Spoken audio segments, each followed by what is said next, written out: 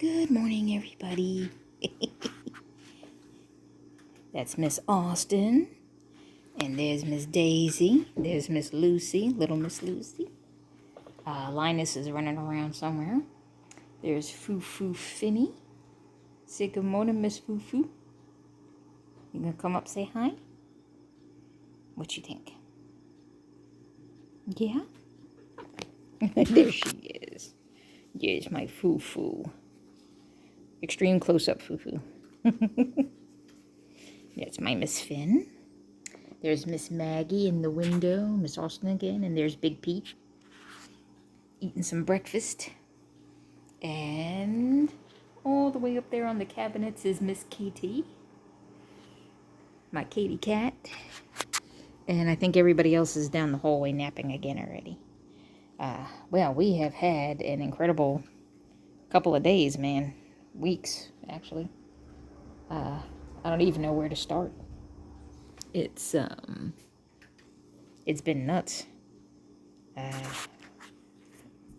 I am in an area of Virginia, is where I am currently, and we had some problems from Hurricane Helene and the leftovers of Hurricane Helene.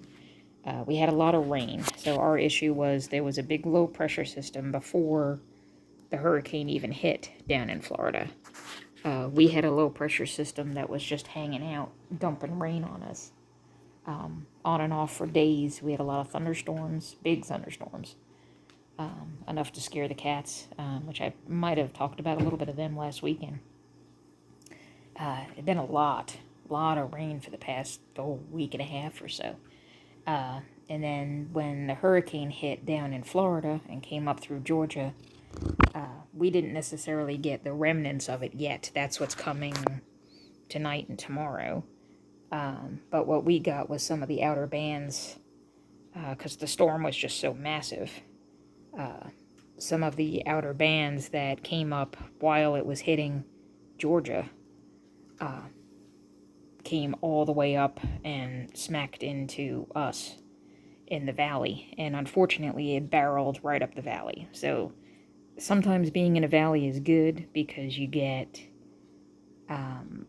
protection from the mountains. So when the weather comes across from the west, usually it comes barreling through, and when it gets near like West Virginia, it starts to break up before it hits us because all of the mountains and everything shield us. So that part's good, but the downside of living in a valley is when something comes up from the south, it's like a funnel, and I mean, it just buries you in whatever is coming. So when we see storms and stuff coming up right through the valley from the south, we know we're in for it. And that is what happened with some of the outer bands from Helene. So in addition to I think it was, 5 or 6 inches of rain we had during the week, there was another 5 or 6 inches of rain that just came out of the bands of storms from Helene. So it was unreal flooding. Right now, my house is okay. My family's houses are all okay. For the most part, the area is okay, but there are some people out near bigger creeks and rivers that are not okay. They actually had, the first time I ever remember living here, we had mass evacuations in places like emergency evacuations. There's an area, about maybe 40 minutes, not quite 40 minutes from here. And there was another area that's actually much closer. There's another place that's only about 6 miles from here. That's in a low-lying area, and they had emergency mandatory evacuations because the river came up over its bank. So I barely got home Friday night. That was the scariest I think I've ever been in a car. And I probably shouldn't have done what I did. It was pretty stupid, looking back on it now. But my frame of mind that I had was on the other side of all the floodwaters happening. I had 14 cats that need to be taken care of. And I had family members on the other side of it. So, you know, I got along one road. There was only one road that was passable. All the other roads that I could use to get home were already underwater. And I got all the way up the road, and there was this one point where that water was running. And I stopped, and I was like, oh, okay. I probably shouldn't attempt that.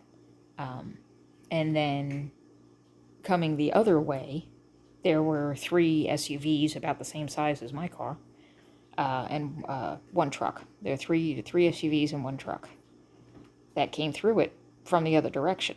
And I mean, they just rolled right on through, and I'm like, oh, okay. So I'm looking, I can see the double yellow line, so it's not like I couldn't see the road underneath. I could see the road underneath. But, excuse me, it was just a lot of water, so I was like, well, you know, 4 people just came through it in vehicles about the same size as mine, so I'm going to try it. And I did, and I got about 3/4 of the way through it, and I lost momentum. And the engine started to stall, and I was like, oh, shit, I am in it now. I do not want to wind up as a water rescue. Thankfully, there's only a field. It runs across the road, so I mean, if I went anywhere, I would just drift into a field. It's not like I'd end up in a river and drown or anything, but still, I'm like, shit, you know. And then, funny thing was, I swear, I was like freaking out, like, oh great, now what? And in the back of my mind, I don't know what you would say, in my, oh, there's Linus. It was clear as day. Now, my father passed away in 2013, so he's been gone for 11 years now. And clear as day, though, I heard his voice say, floor it, kid. And I mean, I smashed my foot down on that gas pedal. And the engine surged, and I caught pavement. And I mean, I roared up out of that water and went flying down the road. I had to take my foot off the pedal before I wrecked, because it was just adrenaline, you know. But I made it, barely. My advice would be, don't ever do that. Don't ever do that, because I almost didn't make it, and that was stupid. I should have just turned around and gone to my sister's house, because her area was not flooded. But I was so worried about all the cats and what I was going to do that I just pushed the limits a little bit, and I shouldn't have. So don't ever do that. That's my advice. Don't ever try something like that. Even if you see other people go through, if it looks like it's running pretty good, you could get in trouble big time. And it turns out, like an hour and a half, 2 hours after I got through it, they closed the road because they had to do 2 or 3 water rescues of people that tried the same thing and got washed off the road into a field. So, yeah, bad news bears. Don't do that. So, but I got home, so that's good. Haven't been able to get back out, though.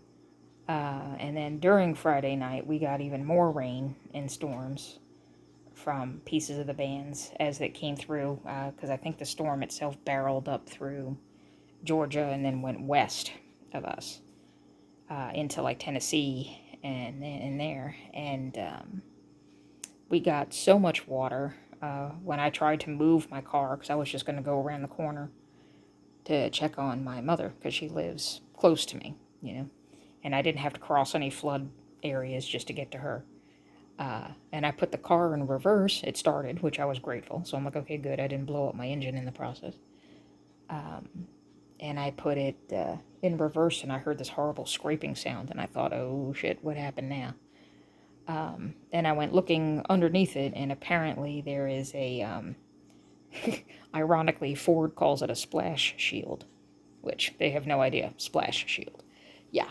After what I went through, splash shield is kind of funny. But anyway, it's just a cover that goes along underneath the car, and it protects the bits and pieces of the engine and stuff from road debris coming up and stuff like that. Well, apparently when I did what I did, it must have torn it loose.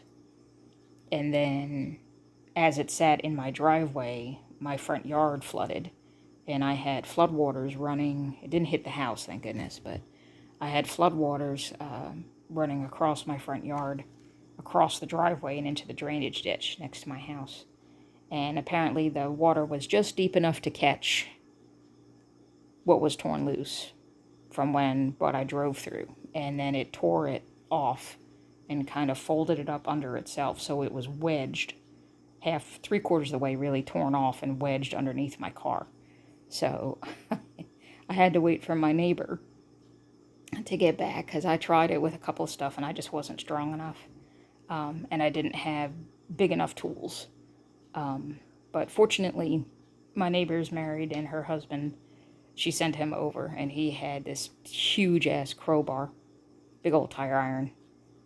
So I got to put one of those on my shopping list, if I could lift it. And he was able to get it under there. And I crawled under the car from one side, he crawled under from the other side. And while he pried it the rest of the way out from where it was wedged, I pulled. And together we were able to rip it the rest of the way off. I mean, we say rip it, but it's held in by plastic clips, really. So it's, so we were able to get it off. So now at least I can drive the car. Now I don't have some huge plastic mass dragging underneath it. Otherwise I would not be able to drive it. Because I have to go over railroad tracks and everything to get back and forth. So that would never make it. So at least it's off. So I have taken pictures of it, and then tomorrow morning, the car is drivable. You know, when you don't have that plastic piece, you can drive the car, but it's just, don't go through floodwaters again. You know, be careful on roads with a lot of rocks and gravel. It's the whole purpose of that is to protect everything in the undercarriage and everything in the engine from getting damaged. So now that that cover is gone, I can't, you know, you can drive it, just don't go joyriding, you know, across country roads and stuff like that. You know, you got to be careful when you're going over debris that's in the road and stuff like that, because something could fly up and damage something instead of just hit that deflector shield, right? So, good morning, Miss Marigold. So, tomorrow morning, when all the mechanics places and everything open again, I'll have to, after I get to work, I'll have to call and get some information on ordering a replacement and getting a replacement put on. I'm hoping that's something just the local garage could do. It's pretty simple, I think. From looking at it, it looks like it's just a big plastic and felt piece, and it just bolts, well, it should have screwed into place, but I think the screws were all ripped out. So, hopefully they won't have to re-drill holes or anything under there, but I am hoping that it's a fairly simple replacement, because it's just a cover. It should theoretically just order the new one and snap it back into place with all the clips and everything. So we'll see, and hopefully it won't be too expensive, but I just got to find out if it's something they can do or not. I had, years and years and years ago, I drove, for the longest time, I used to have a 2003 Ford Focus, little sedan, and I drove that thing for 14 years, I think. Had over 200,000 miles on it by the time I was done with it. It was, well, no, not quite that much, 190-something thousand now that I think about it. But me and that car went a long way. And I had actually been in a, I had the deflector shield torn off of that car too. So I've had this happen before with a vehicle. That's why I know you can drive without it. It's just not advisable. What happened to me last time with the car was, unfortunately, well, the dog was not harmed. It was a dog. I was going down the road, and there was a big dog came running out of the cornfield. And fortunately, I was only doing like 30 miles an hour, but still, hit the dog, and the poor dog tumbled underneath. Thank goodness I didn't actually run the dog over. He tumbled underneath my car, and he tore the deflector shield off when he went through it, because he was a big dog. But he came out the other side, and I was like, oh my God, you know, so I stopped, and I got out, and the dog got up, looked at me like he was pretty, you know, angry that I had the nerve to hit him, and took off running back into the cornfield. I didn't see any blood on him or anything, so I think he just took a tumble. and was pretty mad at me that I had the audacity to bump into him. And he took off, but unfortunately the result of that was he ripped the deflector shield off underneath the bottom of the car. So they're all running, chasing each other down there. So I've been through similar situation before. So, but I know years and years ago, last time, the local garages at the time sent me to the dealer because they didn't want to mess with it. And I'm like, it's just a cover, but okay. Because, of course, the dealers always charge you twice as much as what a local garage will. But that was many, many years ago. That was like, God, over... I'm trying to remember how long ago that was. Because the car I have now, I bought in 2019, before all the pandemic mess started up. And it was well before that. I want to say it was like maybe in 2011 that happened. But anyhow, it was a while ago. And I remember back then, they sent me to the dealer to have it fixed. So I'm hoping they don't do that again, because the dealers always charge so much more money than a local garage would do it. So I just have to call and find out if that's something they're willing to do, or if I've got to go back to Ford to do it, which will be a big old pain in the ass. But we'll do what we have to do. But fortunately, considering everything that happened and the way those roads were, if the biggest thing I have to do is replace a deflector shield or a splash guard, which I think is hilarious, then so be it. I'll take it. But that was terrifying. Like, when I got home, I just sat in my driveway and I was shaking. Like, I couldn't even get out of the car, because that was pretty scary. Because there was water everywhere, and I've never seen it like this. We've been living here for a little over 30 years now.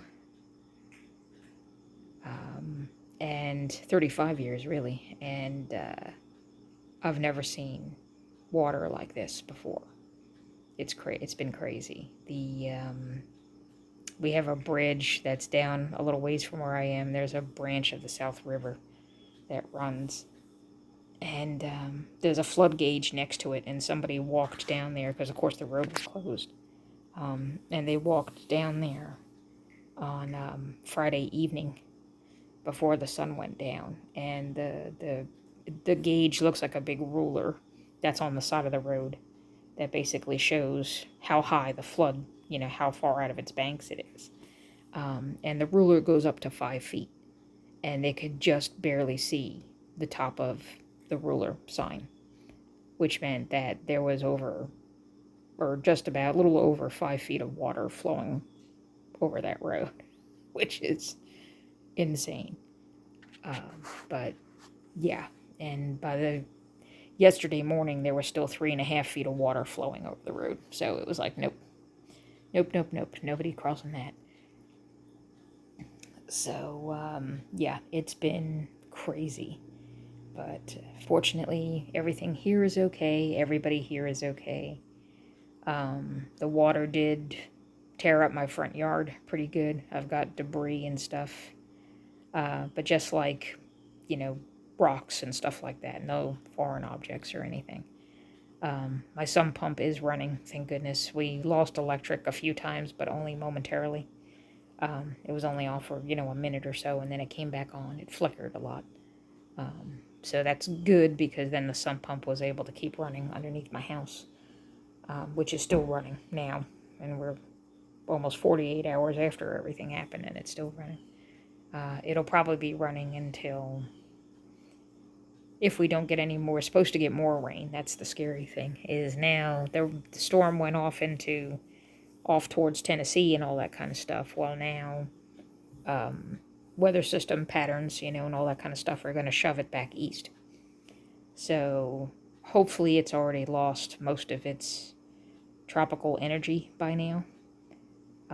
And I'm hoping that if it does come through, it's just going to be in the form of a couple of showers and not torrential rains, because if we get another couple of inches of rain, we're going to be in deep problems. Literally deep problems. It's, I think one of the news stations said over the past week and a half or so, Between that low pressure system and those bands that came up from Helene, I think they said we got 17 inches of rain. So it's been real. it's been a little bit crazy. So the drainage ditch in my house was higher than I ever saw it. I was very nervous for a little bit because I wasn't sure if it was going to come up over the driveway and come towards my house, but it didn't. So I think we're all going to be okay now. So now I'm just a little bit nervous about any more rain that's coming today and tomorrow. Because there's supposed to be more showers, more showers and stuff coming. But then it should calm down and the sun should come back out. So I'll be very glad when we see sunshine again. It's been crazy. So I hope everybody else out there has been all right and everything is okay. If you guys dealt with that hurricane and everything that it did, I hope you're all right. It's been wild. It's been a wild ride, that's for sure. I can't even imagine what those poor people in Florida are dealing with. But, yeah. And everywhere else in Georgia and Tennessee and all those places that just got demolished. That was a huge storm. So, hopefully everybody is going to be okay. I know there are a lot of people that lost their lives, so condolences out to anybody who lost a friend or family member. Some scary stuff that happens from time to time, right? But back to the kitties. Everybody is okay. I'm gonna call now that all the heavy weather is done, once all the roads are repaired and stuff like that and everything is good. I'm gonna get on the phone with the vet and call to get Marigold and Daisy and Gus Gus in to be fixed. And then Miss Austin is starting to back off a little bit on the nursing, right, Miss Austin? So you're almost done nursing. You've only got a couple of more weeks and you're going to start kicking them off. They've been doing pretty good with the dry food. Unusually, this is the first couple of kittens I have ever had that have zero interest in canned food. I bought some of the Fancy Feast kitten food in a can, and they actually had zero interest in it. And in all the batches of kittens and cats that I've rescued, I've never had one be completely uninterested in canned food. Wanted nothing to do with it. So I'm like, wow. I mean, okay, that's cool. That's fine, What they like to eat is the kitten chow, and instead of canned food, they liked what I call kitten chow oatmeal, which is where I just take kitten chow and I add warm water to it, and I let it get mushy. And I just kind of let it get soft and mushy, and I mush it up a little bit, and it gets almost like an oatmeal consistency, or cream of wheat. And that they love. They eat that a lot, but they want nothing to do with canned food. So I thought that was interesting, because of all the kittens I've had, none of them have ever been totally uninterested in canned food. Now, of all the cats that I do have Pete here. Pete, who belongs to the neighbor but hangs out here all the time. He's not a big canned food cat, I should say. He does like to lick the gravy, though. So he'll lick the gravy off of he won't eat the actual meat, whether it's pate or whether it's the morsels, or the bits or whatever you want to call it. What he does is he licks up all the gravy, and then he goes and he eats dry food. So he's not interested in the quote-unquote meat, or whatever that substance is that cat food's made out of. I suppose it's some kind of meat. But he has zero interest in actually eating it. He just licks the gravy off it. So I think I had tried it once for him, and he was not too good on his stomach with it, because Friskies makes these things called little soups. And it's basically like a soup almost, and you can use it as like a topping.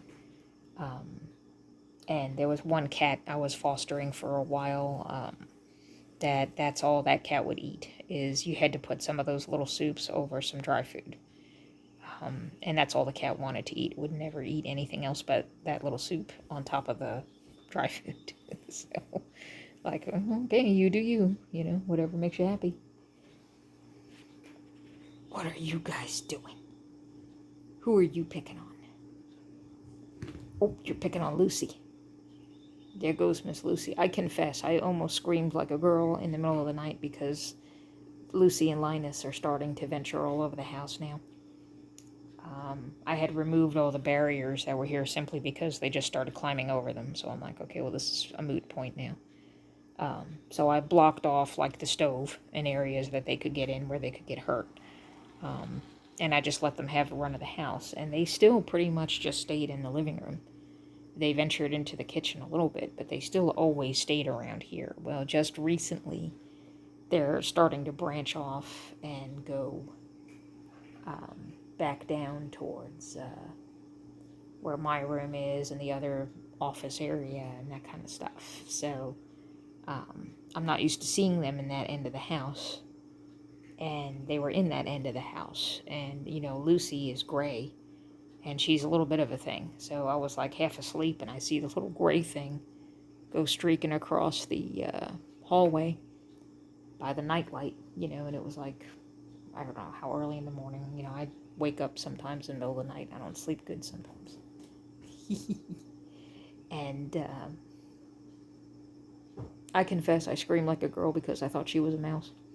At first, I was like, oh my god, a mouse got in here. And then I stopped. I went, wait a minute, I think that's Lucy. And I turned the light on, and sure enough, there she was sitting there like, how dare you? I was like, sorry, Lucy. Right, Miss Marigold?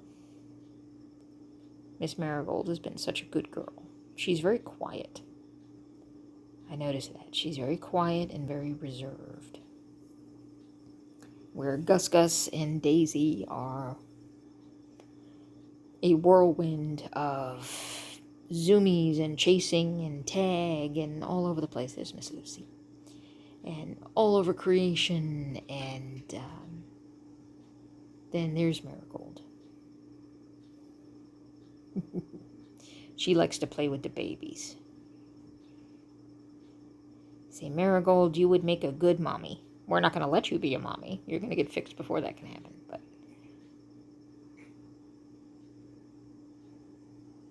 what have you got? What have you got? You got your toy? Yeah. She gonna get you. Say, Miss Lucy gonna get you.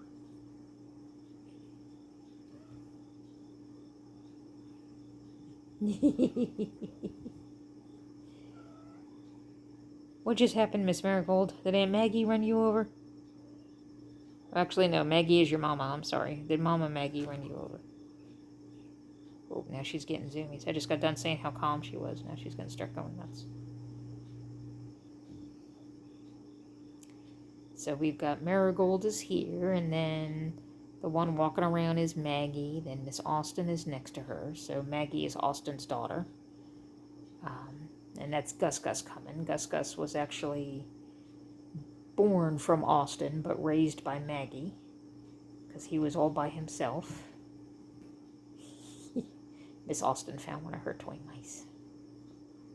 And then further on down the hallway there is Chunky Monkey. What are you guys doing? What are you guys doing? And then Miss Daisy has just got up and walked across the way. What are you guys doing? What are you doing, Gus Gus?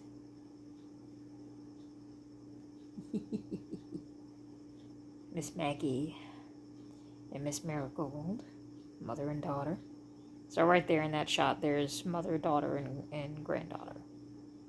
So it's kind of cool, really. Right, Foo-Foo? See, and Miss Finn and Miss Austin are sisters. So Foo-Foo Finny is a aunt and a great aunt. So we kind of have a whole family tree going on. So it's kind of fun. with everybody, right, Fufu? Right. See, we've got aunts and uncles and cousins and brothers and sisters and everything all here, don't we? Yeah, we do. And everybody did okay. And so far, the roof has stayed intact, which I'm very grateful for. Because I noticed I lost a couple of shingles in the wind gusts that came in those rain bands. I see shingles displaced, and I was like, uh-oh. But then with all that torrential rain we had, there's no watermarks in the ceiling. So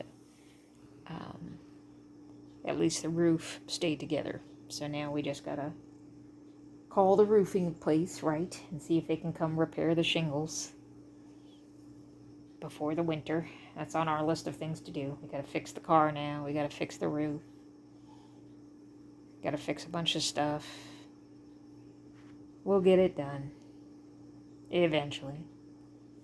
Work has been absolutely crazy. We had the usual chaos going on, and then on top of that, we had one of the key managers has, and one of my supervisors that I rely on gave a notice that he's leaving. So I'm like, this is the worst possible timing for somebody to quit, but okay.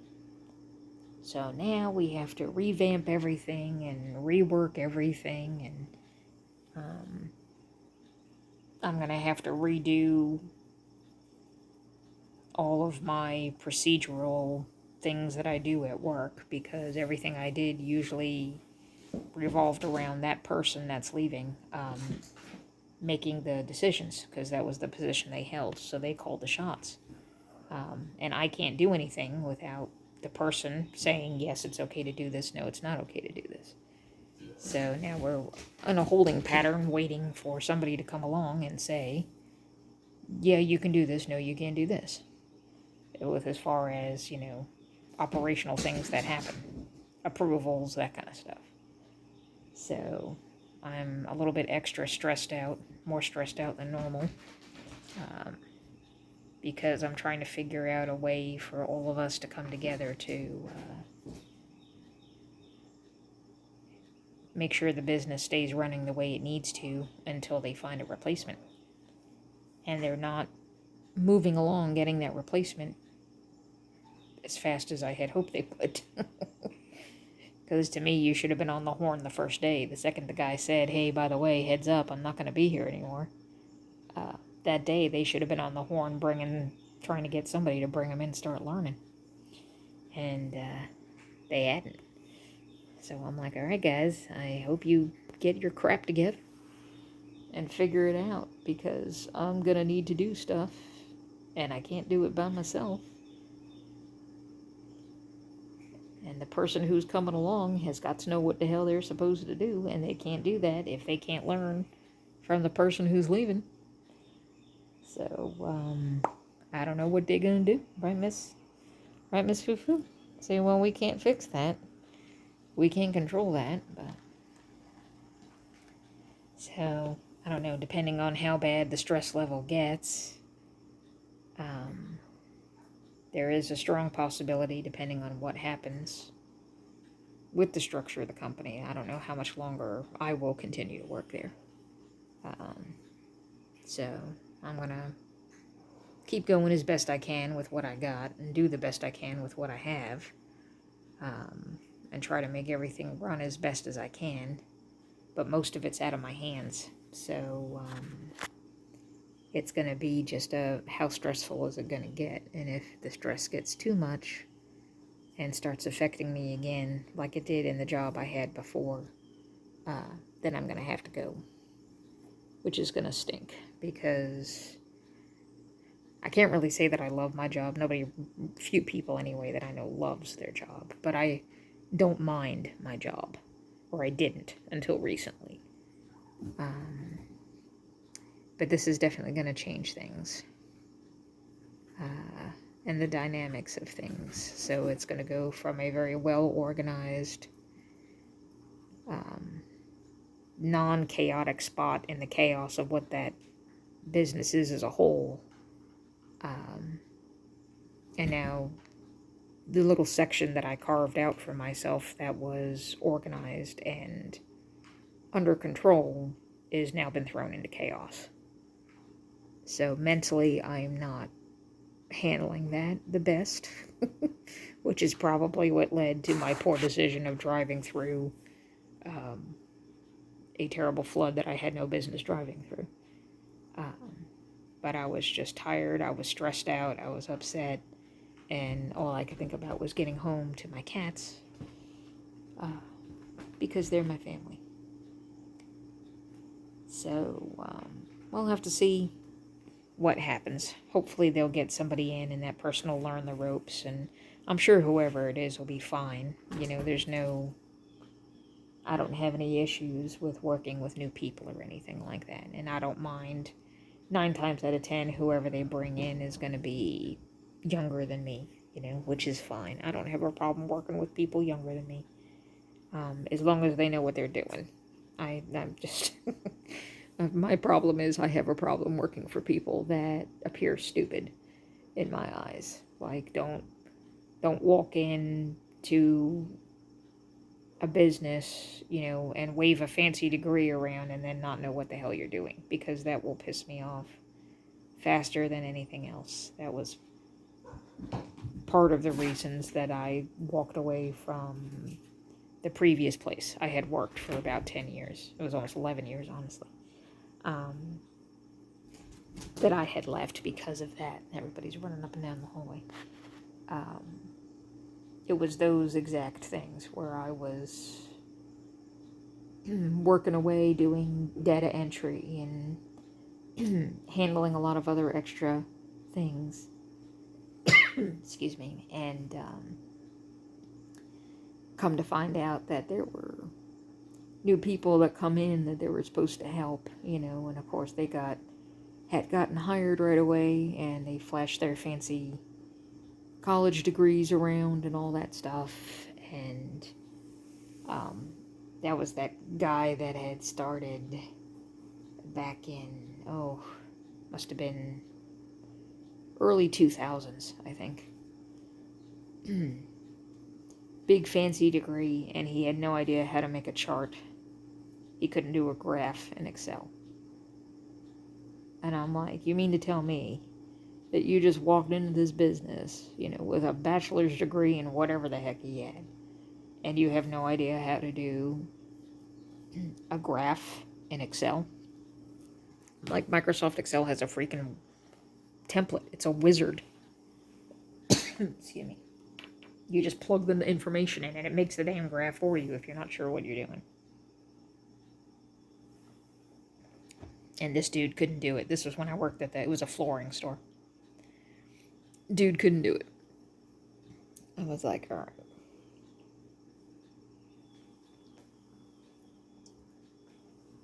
They're crazy. Yeah. As soon as I found that out, I'm like, okay, that's when I have a problem working for somebody. When I know they're probably getting paid 3 times what I am and they have no clue what they're doing, that's when I get pissed. Because I'm like, don't come and ask me to show you how to do something that you went to school to learn how to do. Like, no, sorry, that's not going to happen. And then at least the place I'm working now, they're not one of those places that is down on somebody who hasn't gone to college. Because I think I'm part of the last generation that was even able to get jobs without a college degree. Because I never went to college. I graduated high school, that was it. What I know and what I'm able to do is just from all the job experience I've had. And a few online classes I took. But there are some places that won't even look at you if you don't have that college degree. And I find that irritating because there are a lot of people I know that have those college degrees, and they have no friggin' idea what they're doing. They're clueless. Like, they can't even replace a paper towel dispenser in a bathroom. Clueless. And, sounded like somebody was coughing down there. Somebody's got a hairball. We'll have to go down there and check. And see, but yeah. So that's the kind of stuff that just irritates me. When they show up with their fancy degrees and then they have no idea what the heck they're doing. So hopefully that won't happen here. Because I don't mind. I don't care if you're older than me. I don't care if you're younger than me. I don't care, you know, how you view yourself. I will work with anybody. I don't care, you know, about anything. As long as you're a decent person and you know what the hell you're doing. Don't throw somebody in front of me and say, you have to do everything this person says, and I find out they have no idea what the hell they're doing. Like, sorry. Then I have a problem. So hopefully it will work out and they'll find somebody that can come in that has a better understanding of things than I do. I mean, I've been doing the job for several years. I've been working at this particular place since almost 10 years. It'll be 10 years in October, actually. Where I am now. So, I mean, I know my job, and I know what needs to be done. The problem is I don't have the authority to do what needs to be done. And I don't want the position that's open at all, because it's very large, very complex, and it requires more knowledge than what I have. I have a lot of knowledge in the sense that I'm good in doing what I've been doing, and I can make sure that everything continues to flow in the manner that it needs to flow. That I can do, but the bigger picture is somebody that needs to get way more in depth with, like, you know, business structure and reporting, and I can do analytics, that I can do. But I can't, like, redesign computer programs to provide the numbers for the analytics, you know, like, that's beyond what I am able to do. So I'm hoping they bring somebody in that can do at least half of what the guy that's leaving can do. And that'll at least be a step in the right direction. And I can fill in the gaps, but I can't carry the whole load by myself. And they know that, at least. So, or they told me they know that. Whether or not they mean it or not, I don't know. But, yeah. So there's been a lot of stressful, crazy things. So we've had that whole upheaval going on, and then the weather causing havoc in the middle of all of it. So it's been an unsettling couple of weeks. But hopefully it will get better, right? Say it will get better, won't it, guys, right? Because the sun is going to come out. We won't be under rain forever. I think we'll see the sun on Wednesday. All the clouds are finally going to be gone. And then the clouds will be gone on Wednesday, and then hopefully by Wednesday we'll know how long it's going to take to fix the car. And then after we're done doing that, we'll call and find out how much and how long it's going to take to fix the roof. And then after that, we'll worry about fixing some of the other stuff around here, like the floors and all that kind of stuff.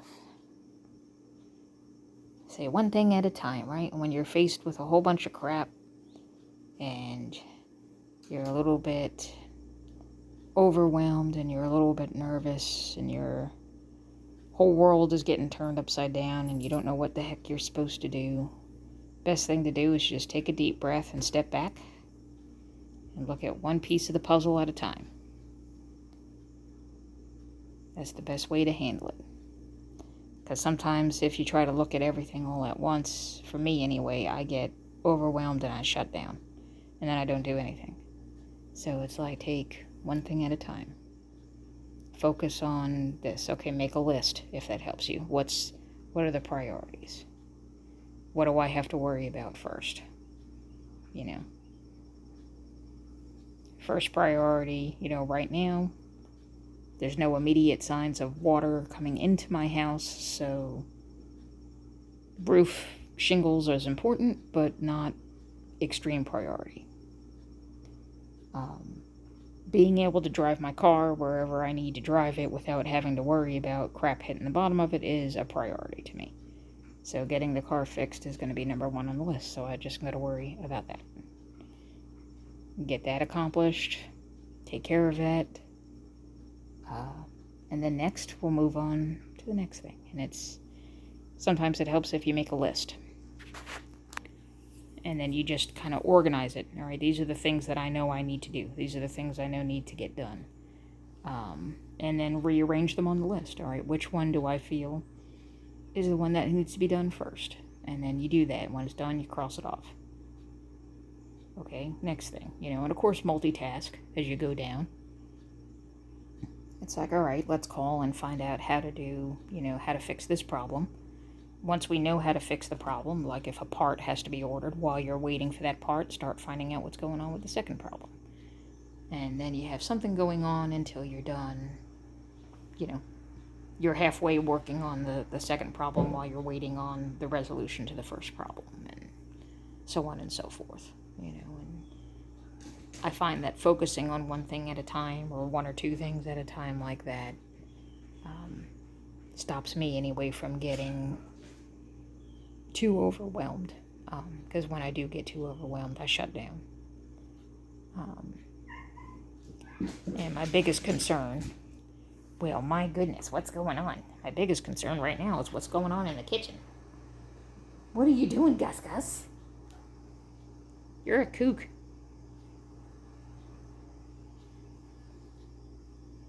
I love Gus Gus, but he's a little bit mental.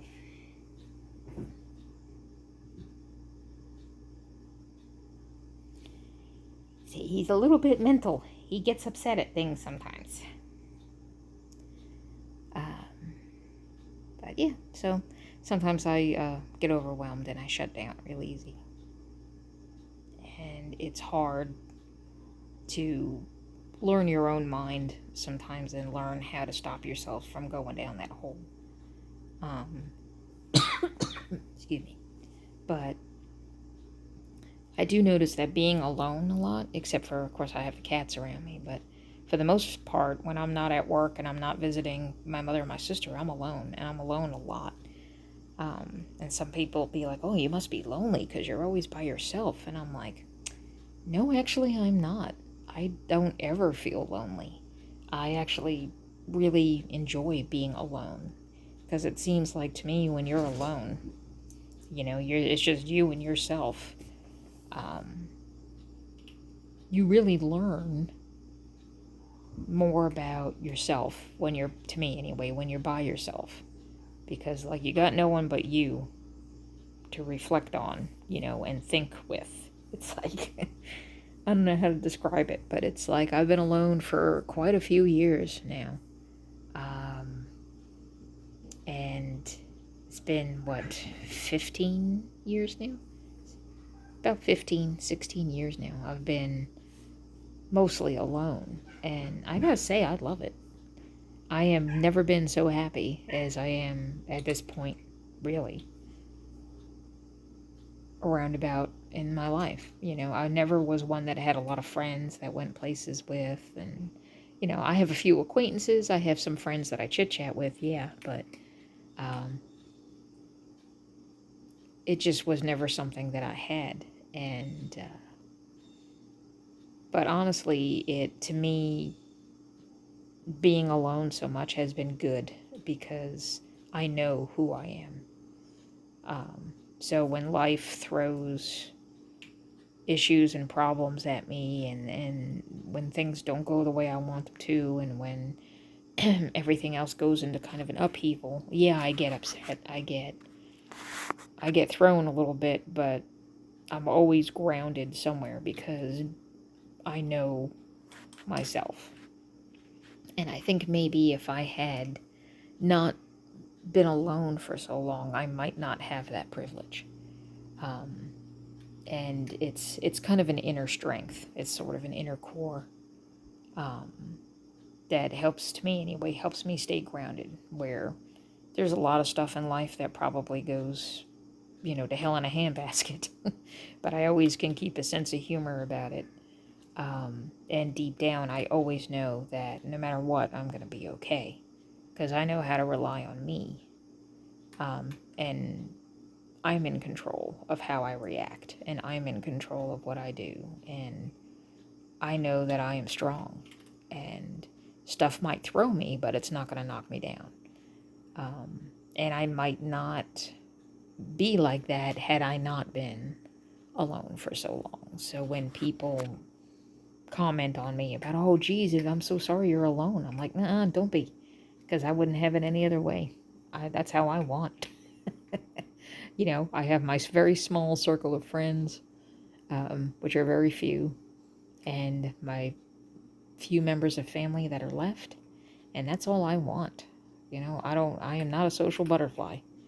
You will not find me going out to parties and stuff like that. That's not who I am. I'm not afraid of people, but I'm not particularly fond of people. And I'm sure I always thought that I was just weird, but now the more I hear from other people, the more I'm realizing that no, there's a lot of us out there that are like that. Not that we're antisocial, not that we hate people, but we would really just rather not people if we could help it, just because of how the general public is. And you guys out there probably understand that completely, because people are people, right? So uh, there's more of us than you know, and I think it's all going to be okay. Uh, Things might get crazy, but I think we're all going to be okay. I think so. And you're going to be okay. Whoever you are and whatever you're going through, don't doubt yourself. You know, you're stronger than you think you are, and believe that. And I think you'll find that you can accomplish whatever you want to accomplish too. And that life might throw things at you, but it won't knock you down either. So just know that. Okay. Well, anyhow, I have babbled on and on and on. And you guys have better things to do than listen to me. And somehow this turned from a cat video into a semi bizarre motivational thing. I'm not sure what happened with that, but anyhow. I hope all you guys are okay out there. I hope everything is all right. And that you're all going to be okay. And we will check in with you guys at a later date.